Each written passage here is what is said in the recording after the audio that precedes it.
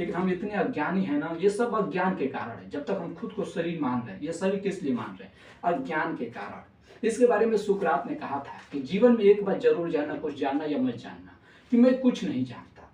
और ये बिल्कुल ठीक बात है कि अपने अज्ञान के प्रति ज्ञान भी एक प्रकार का ज्ञान है। जिसे ये ज्ञान हो गया कि नहीं मुझे कुछ नहीं किया, तो वो भी एक अच्छी बात, कम से कम उससे उतना तो ज्ञान है कि नहीं मुझे कुछ नहीं किया।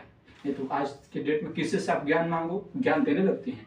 अगर आप एक फकीर के पास जाइए ना, जो भिखारी मंदिर के पास भीख मांगता है, वो क्या कहेगा?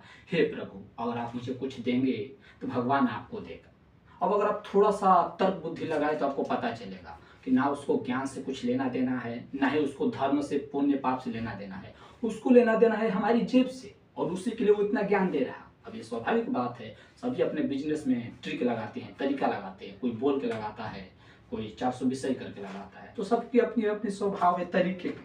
तो साक्षी होना कोई बड़ी बात नहीं है।